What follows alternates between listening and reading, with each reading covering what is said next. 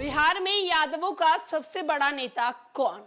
नमस्कार, मैं श्वेता और आप देख रहे हैं न्यूज फाउंडेशन।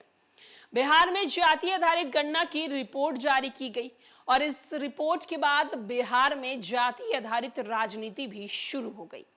एक तरफ जहां राजद सुप्रीमो लालू प्रसाद यादव अपनी जाति की राजनीति के लिए जाने जाते हैं, राजद सुप्रीमो लालू प्रसाद यादव हमेशा से एमवाई समीकरण को आगे लेकर चले हैं।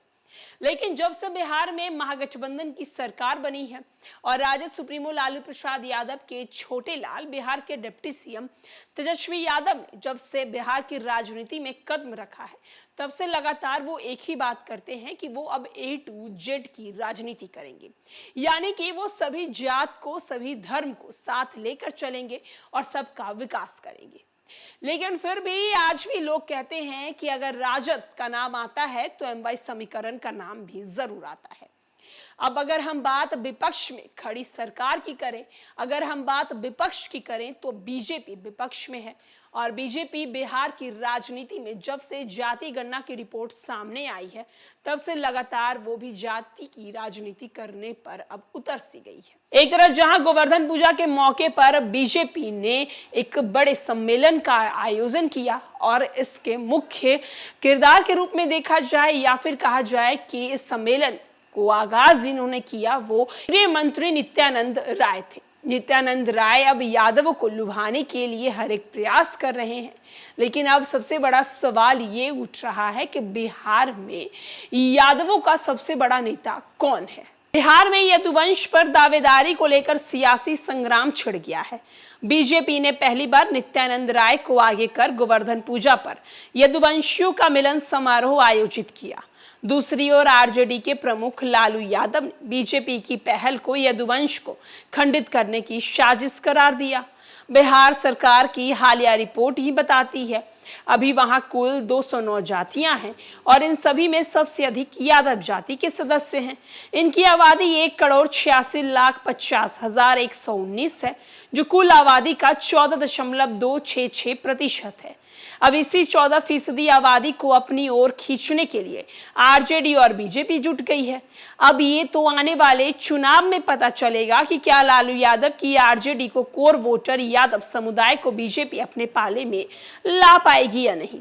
इतिहास के पन्ने को पलटते हुए अगर देखें तो जब 1990 में बिहार विधानसभा चुनाव में जनता दल को जीत मिली, तब बीपी सिंह मुख्यमंत्री के पद के लिए रामसुंदर दास का पक्ष लिया था, जबकि चंद्रशेखर रघुनाथ झा के पक्ष में थे।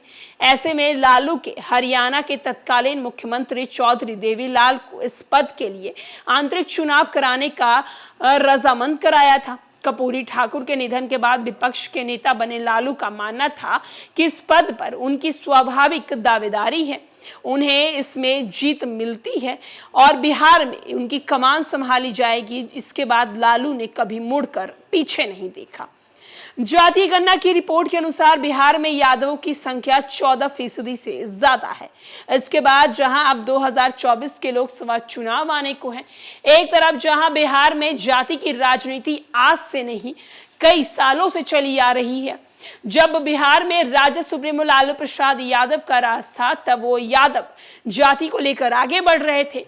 जब बिहार में मुख्यमंत्री नीतीश कुमार ने राजनीति में कदम रखा और मुख्यमंत्री नीतीश कुमार जब बिहार के मुख्यमंत्री बने, तब वो कुर्मी कुशवाहा की राजनीति लेकर चले और अब 2024 के चुनाव आने को हैं और इसमें एक बार फिर से जाति की राजनीति उठी है और इस बार बीजेपी ने यदुवंशियों के वोट को अपनी ओर खींचने के लिए, यदुवंशियों के वोट को लुभाने के लिए बड़े नेता केंद्रीय मंत्री नित्यानंद राय को आगे रखा है।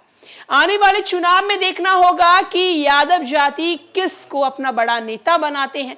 जो पिछले कई सालों से, कई दशकों से चलते आ रहा है कि राजद सुप्रीमो लालू प्रसाद यादव के बड़े नेता हैं। यादव का जो वोट बैंक है वो कहीं और नहीं, राजद के कोटे में जाता है। ये आगे भी बरकरार रहेगा या फिर आने वाले चुनाव में कोई बड़ा खेला होगा, ये तो तस्वीरें बयां करेंगी। फिलहाल के लिए इस खबर में इतना ही।